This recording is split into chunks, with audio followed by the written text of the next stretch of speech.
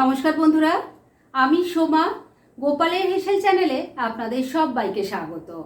অনেককেই বলতে শুনি নিরামিষ রান্নার দিনে কি রান্না করব এটা চিন্তা করেই নাকি তাদের ঘুম উড়ে যায়। তাদের উদ্দেশ্যে বলি, একটুও চিন্তা না করে গোপালের হেসেল চ্যানেলটাকে কিন্তু ভরসা করতে পারেন। কেননা এই চ্যানেলে প্রত্যেক দিন আমি দুর্দান্ত স্বাদের সব নিরামিষ রেসিপি শেয়ার করি, যার আজকেও কিন্তু অন্যথা হয়নি। আজকেও নিয়ে এসেছি চটজলদি দারুণ টেস্টি একটি রেসিপি। তাই চলুন সময় নষ্ট না করে রান্নাটা করে ফেলি। দারুণ স্বাদের এই রান্নাটা করার জন্য আমি এখানে কালকে ছানা জমিয়ে রেখেছিলাম, সেই ছানাটাকে নিয়ে নিয়েছি। এবার এটাকে হাতে খুব ভালো করে আগে ম্যাশ করে নিচ্ছি। ছানাটাকে দেখুন হাতে চেপে চেপে এর যে লাম্পসগুলো ছিল সব ভালো করে ভেঙে ভালো করে ম্যাশ করে নিয়েছি। এবার এর মধ্যে সামান্য কিছু জিনিস পড়বে। বাইন্ডিংয়ের জন্য প্রথমে দিয়ে দিলাম 1 চামচ ময়দা, 1 চামচ ঘি দিয়ে দিলাম, স্বাদ মতো নুন দিয়ে দিলাম। এবার সব কিছু খুব ভালো করে মেখে নিচ্ছি। সব কিছু দিয়ে ছানাটাকে খুব ভালো করে মেখে নিয়ে একটা মণ্ডর মতো তৈরি করে নিয়েছি। এবার এর থেকে অল্প অল্প পোর্শন নিয়ে এরকম লাড্ডুর মতো তৈরি করে নিচ্ছি। দেখুন আমি এই সাইজের তৈরি করলাম, আপনারা নিজেদের পছন্দ মতো আর একটু ছোটো বা আর একটু বড় তৈরি করে নিতে পারেন। তাহলে এই পুরো পোর্শনটা থেকে এইভাবে তৈরি করে নিয়ে তারপর নেক্সট স্টেপের দিকে এগোবো। সব কটা ছানার বল তৈরি করে নিয়েছি। আর এখানে দেখুন আমি কিছু কিশমিশ নিয়েছি। এই ছানার বলের মধ্যে একটুখানি হোল করে নিয়ে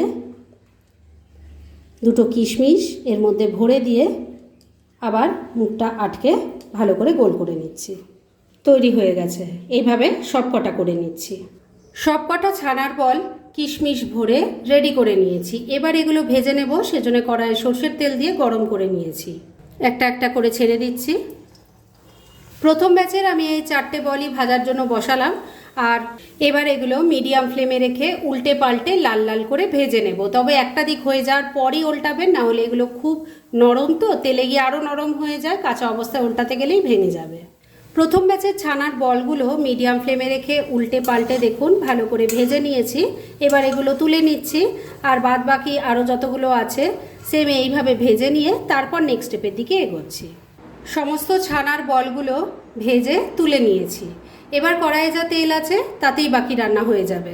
এর মধ্যে প্রথমে দিয়ে দিলাম অল্প গোটা জিরে, দিয়ে দিলাম একটা তেজপাতা, একটা শুকনো লঙ্কা। এর সাথে অল্প একটু চিনি দিয়ে দিলাম।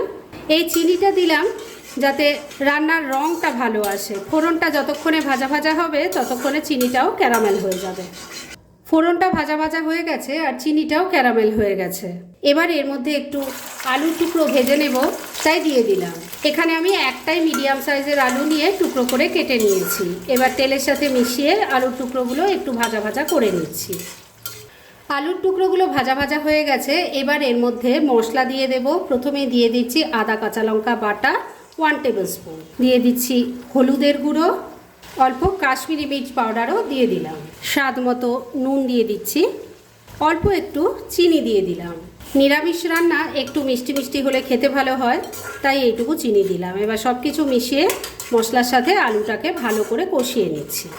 বন্ধুরা, আপনারা আমার রেসিপি দেখার সাথে সাথে আমার ফেসবুক পেজ গোপালের হেসেল, তাতেও ভিজিট করতে পারেন। ডেসক্রিপশন বক্সে লিংক দেওয়া আছে।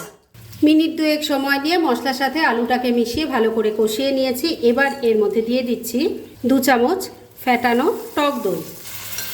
এটাকেও ভালো করে মিশিয়ে একটু কষিয়ে নিচ্ছি। আর এই সময় কিন্তু বন্ধুরা ফ্লেমটাকে একদম কমে রেখে এই কাজটা করবেন, তাহলে আর দই ফেটে যাওয়ার কোনো চান্স থাকবে না। ফ্যাটানো টক দইটা দিয়েও লো ফ্লেমে সব কিছুর সাথে মিশিয়ে মিনিট খানেক সময় নিয়ে আবারও কষিয়ে নিলাম। এবার এর মধ্যে দিয়ে দিচ্ছি একটুখানি ক্যাপসিকাম। প্রথমেই বলে রাখি, এই রান্নায় ক্যাপসিকাম দেওয়া কিন্তু একদমই অপশনাল, তবে আমাদের এই রান্নাতে একটু ক্যাপসিকাম দিলে খেতে ভালো লাগে, তাই জন্যই দিলাম। আপনাদের পছন্দ না হলে এটা একদম স্কিপ করে যাবেন।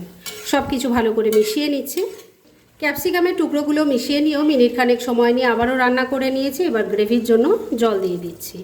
এই রান্নায় ঝোলের পরিমাণ একটু বেশি হবে, কেননা যেহেতু ছানার বলগুলো দেব সেটা অনেকটাই ঝোল টেনে নেবে, তাই জল একটু বেশি পড়বে। মিক্সি জারটার মধ্যে অনেকটা মশলা লেগেছিল, তার মধ্যেই জল নিয়ে দিয়ে দিলাম। এবার সব কিছু ভালো করে মিশিয়ে নিচ্ছি। সব কিছু খুব ভালো করে মেশানো হয়ে গেছে। এবার ফ্লেমটাকে লো আর মিডিয়ামের মাঝামাঝি রেখে ঢাকা দিয়ে 2-3 মিনিট রান্না করে নিচ্ছি। মিনিট 3 রান্নাটা করে নিয়েছি।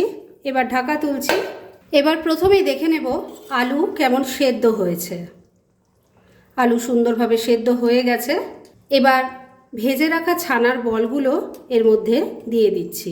এই রান্নাটা বন্ধুরা অত্যন্ত সুস্বাদু হয়, গরম ভাতের সাথে খেতে ভীষণ ভালো লাগে। এমনকি আপনারা যে কোনো পূজা অর্চনায় ঠাকুরের ভোগেও কিন্তু এটা নিবেদন করতে পারেন। সব কটা ছানার বল দিয়ে দিয়েছি। এবার ঝোলের সাথে ভালো করে একটু মিশিয়ে নিচ্ছি। ছানার বলগুলো ঝোলের সাথে ভালো করে মিশিয়ে নিয়েছি। এর সাথেই এবার আরেকটা জিনিসও দিয়ে দেব, সেটা হলো এই ম্যাজিক মশলা। এই মশলার রেসিপিটা কিন্তু আমি আমার চ্যানেলে আগেই শেয়ার করেছি। যে পরিমাণ আমি রান্না করেছি তার জন্য কিন্তু এইটুকু মশলাই যথেষ্ট। আর এই মশলাটুকু দিলে পরে এর রান্নার স্বাদ যে কি অসাধারণ হয় সেটা আমি মুখে বলে আপনাদের বোঝাতে পারবো না। তাই এই মশলাটা অবশ্যই তৈরি করে রাখুন। 2-3 মাস পর্যন্ত তো আরামসে ফ্রিজে রেখে আপনারা ব্যবহার করতে পারবেন। তাই মশলাটা অবশ্যই তৈরি করে রেখে দিন, আর তারপর রান্না করে আমাকে জানাবেন কেমন লেগেছে। যাই হোক, ওই ম্যাজিক মশলাটা তো ঝোলের সাথে ভালো করে মিশিয়ে নিয়েছি। আর এবার এটাকে ঢাকা দিয়ে লো আর মিডিয়ামের মাঝে ফ্লেম রেখে মিনিট 2 রান্না করে নিচ্ছি। মিনিট 2 আবারও রান্না হয়ে গেছে। এবার ঢাকা তুললাম। এবার রান্না কিন্তু আমার একদম রেডি। এইটুকু ঝোল থাকতে থাকতে আমি নামাবো, কেননা এটা ঠান্ডা হলে আরও ঘন হয়ে যাবে। তাই এবার গ্যাসটা বন্ধ করে দিলাম। আর এবার কিন্তু এটাকে আর ঢেকে রাখা যাবে না, না হলে স্টিমে এই বলগুলো আরও বেশি নরম হয়ে যাবে। তাই ডাইরেক্ট সার্ভ করে আপনাদের দেখাচ্ছি। ফ্রেন্ডস, আমার আজকের দুর্দান্ত এই ছানার কোপ্তাকারির রেসিপি একদম রেডি হয়ে গেছে এবং আমি সার্ভ করে দিয়েছি। প্রত্যেক দিন একঘেয়ে সবজি খেতে ভালো না লাগলে এই রান্নাটা কিন্তু করে খেতে পারেন, আর এই রান্নাটা ঠাকুরের ভোগেও নিবেদন করতে পারেন। তাই দেরি না করে পারলে এটা আজই একবার বানিয়ে ফেলুন, আর তারপর কেমন লাগলো সেটা প্লিজ কমেন্ট করে জানাবেন। এরকম ধরনের অনেক ভালো ভালো নিরামিষ রান্নার রেসিপি আপনারা গোপালের হেসেল সার্চ করলেই পেয়ে যাবেন, যার মধ্যে থেকে কিছু কিছু আমি সাজেস্টেড বক্সেও দিয়ে দেব, সেখান থেকেও আপনারা দেখে নিতে পারেন। তাই গোপালের হেসেল অবশ্যই ভিজিট করুন। আর আপনারা কেমন ধরনের রেসিপি চাইছেন সেটাও কিন্তু আমাকে জানাতে পারেন। আমি চেষ্টা করব সেই সব রেসিপিগুলো আপনাদের সাথে শেয়ার করার। আর আমার আজকের এই রেসিপি যদি আপনাদের ভালো লাগে আর ইউজফুল বলে মনে হয়, তাহলে যারা এখনও আমার চ্যানেলটাকে সাবস্ক্রাইব করেননি তারা প্লিজ সাবস্ক্রাইব করুন। তাহলে আজকের মতো এখানেই শেষ করছি। পরদিন আবার এরকমই কোনো ভালো রেসিপি নিয়ে চলে আসবো। আপনারা সবাই খুব ভালো থাকুন, সুস্থ থাকুন।